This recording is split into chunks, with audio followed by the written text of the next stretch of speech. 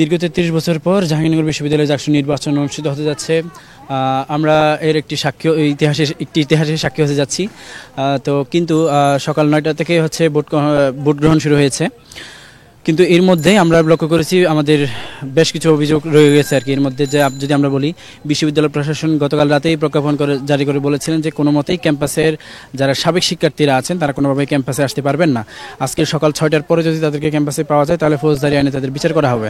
কিন্তু আমরা লক্ষ্য করেছি ক্যাম্পাসের সাবেক ছাত্রদলের বিভিন্ন নেতৃবৃন্দ যারা সাবেক ছাত্র, তাদের কোনো ভোটাধিকার নাই, তারা ক্যাম্পাসে অবস্থান করছেন।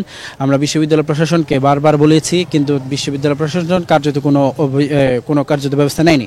তার পাশাপাশি আপনারা লক্ষ্য করবেন যে ছাত্রদলের কেন্দ্রীয় সহসভাপতি হাফিজুর রহমান সোহান, তো উনি হচ্ছে অবস্থান করেছেন আমাদের রবীন্দ্রনাথ ঠাকুর হলে। তো এই বিষয়টা আপনারা লক্ষ্য করেছেন।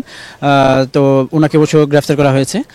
তার পাশাপাশি আসলে ছাত্রদলের বিভিন্ন যে নেতৃবৃন্দ আছেন তারা বিভিন্ন হলগুলোতে হচ্ছে প্রভাব বিস্তারে ট্রাই করছেন। যেখানে বিশ্ববিদ্যালয় নির্বাচন কমিশন বলেছিলেন যে ১০০ গজের মধ্যে কোনোভাবেই লিফলেট বিতরণ করা যাবে না, কিন্তু তারা ১০০ গজের মধ্যে লিফলেটগুলো বিতরণ করছেন। তার পাশাপাশি হচ্ছে বিভিন্ন হলগুলোতে, বিশেষ করে হলগুলোতে বলা হয়েছিল যে অন্য প্রার্থীর প্রবেশের ক্ষেত্রে প্রবেশের অনুমতি নিয়ে দেন প্রবেশ করতে হবে। কিন্তু ছাত্রদলের যে বিভিন্ন নেতাকর্মীরা যারা আছেন তারা পুল প্যানেল সহ বিভিন্ন ভোট কেন্দ্রগুলোতে ঢুকে যাচ্ছেন, কিন্তু কোনো পারমিশন ছাড়া এবং কোনো নিয়ম নীতি তোয়াক্কা করছেন না। এই বিষয়টা আসলে খুবই হতাশাজনক। তার পাশাপাশি আমরা যদি বলি যে গতকাল বিশ্ববিদ্যালয় নির্বাচন কমিশনের অনেকগুলো প্রস্তুতি অনেক আগে থেকে ঘোষণা করার কথা ছিল, কিন্তু তারা আসলে সেটি করতে পারেনি। এবং গতকাল রাতে আমরা আমাদের দাবির প্রেক্ষিতে বিশ্ববিদ্যালয় প্রশাসন যে পোলিং এজেন্ট রাখার বিষয়ে আমরা দাবি জানিয়েছিলাম, বিশ্ববিদ্যালয় প্রশাসন সেটা মেনে নিয়েছেন। কিন্তু আমাদের সকালবেলা যখন আমাদের যে পোলিং এজেন্ট যারা আছেন তারা যখন বিভিন্ন ভোট কেন্দ্রগুলোতে যাচ্ছেন, তারা বলছেন যে আসলে পোলিং এজেন্ট হিসেবে থাকবেন, তখন তাদেরকে বলা হচ্ছে যে আমাদের তো কোনো বিষয় জানি না।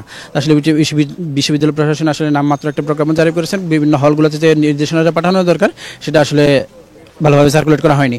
এই বিষয়টা আসলে খুবই হতাশাজনক। তার পাশাপাশি লক্ষ্য করেছেন যে বিভিন্ন ছাত্রীদের হলগুলোতেও যে ভোট কেন্দ্রগুলো আছে সেগুলোতেও সাংবাদিকদের প্রবেশাধিকার ছিল একটা সীমিত সংখ্যক, কিন্তু শুরুর দিকে সাংবাদিকরা প্রবেশ করতে পারেনি, একটু হট্টগোল অবস্থার সৃষ্টি হয়েছিল। তার পাশাপাশি লক্ষ্য করেছেন যে আসলে বিশ্ববিদ্যালয়ের যে ইয়াগুলো আছে, আমাদের ব্যালট পেপারের কথা যদি বলি, আমরা ব্যালট পেপার যখন ছাপানো হয়েছিল তখন আমরা খোঁজ পেয়েছিলাম যে বিশ্ববিদ্যালয় প্রশাসন 10% অতিরিক্ত ব্যালট পেপার ছাপিয়েছে। এটা আসলে কোনোভাবে যুক্তিযুক্ত না। বিশ্ববিদ্যালয় প্রশাসনের সাথে আমরা বোঝাপড়ার পরে বিশ্ববিদ্যালয় নির্বাচন কমিশন বলছিলেন যে প্রত্যেকটা কেন্দ্রে যতজন ভোটার থাকবে ততটাই ব্যালট পেপার যাবে।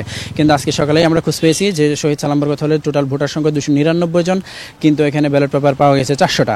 একইভাবে হচ্ছে মীর মোশাররফ হোসেন হলে প্রায় 68টা ব্যালট পেপার অতিরিক্ত ছিল, রোকেয়া হলে প্রায় 45টা, এইভাবে আরও অনেকগুলো হলে অতিরিক্ত ব্যালট পেপার ছিল। এটা আসলে অতিরিক্ত ব্যালট পেপার কেন, সেটা যখন আমরা সংশ্লিষ্ট হল অফিসারদের জিজ্ঞেস করা হয়েছিল কেন, তো ওনারা আসলে কোনো সদুত্তর দিতে পারেনি। তো এই হচ্ছে আমাদের অবস্থা। তারপরে হচ্ছে কিছু প্রার্থীরা আছেন, কিছু প্যানেল আছেন আসলে আমাদের বিরুদ্ধে মিথ্যাচার করে পরিকল্পিতভাবে মব সৃষ্টি করছেন। যেমন হচ্ছে বিশ্ববিদ্যালয় নির্বাচন কমিশন বলছিল যে ওনাদের প্রভোস্টের পারমিশন সাপেক্ষে ১০০ গজের বাইরে লিফলেটগুলো বিতরণ করা যাবে, কিন্তু আসলে ওনারা আমরা 21 নম্বর হলে 100 গজের বাইরেই হচ্ছে লিফলেটগুলো বিতরণ করছিলাম, কিন্তু বাক্সাসের যে নেতৃবৃন্দ আছেন ওনারা মব সৃষ্টি করেই আমাদের উপর হচ্ছে মিথ্যাচার করছেন।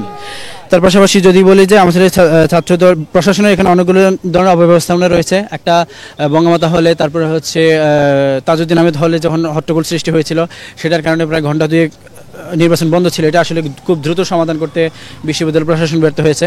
তার পাশাপাশি যে সাবেক ছাত্রদের ক্যাম্পাসে প্রবেশের যে একটা নিষেধাজ্ঞা ছিল তাদেরকে বের করার জন্য আসলে বিশ্ববিদ্যালয় প্রশাসন কোনো কার্যক্রম নেয়নি। তার পাশাপাশি আইনশৃঙ্খলা বাহিনীর যে এত বেশি উপস্থিতি, তারাও আসলে কার্যত কোনো কাজ করছে না আর কি।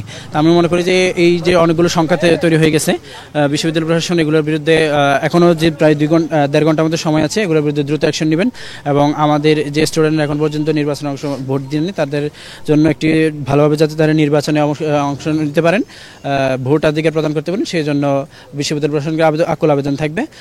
সব কিছু বিষয় যদি আসলে ঠিকঠাকভাবে হয়, আমরা মনে করি যে আমাদের বিশ্ববিদ্যালয় প্রশাসন যদি একটি স্বচ্ছ নির্বাচন আমাদেরকে উপহার দিতে পারেন, আমরা মনে করি বাংলাদেশ ইসলামী ছাত্র শিবির সমর্থিত সমন্বিত শিক্ষার্থী জোট প্যানেল পূর্ণাঙ্গভাবে জয়লাভ করতে পারবে বলে আমরা প্রত্যাশা করি।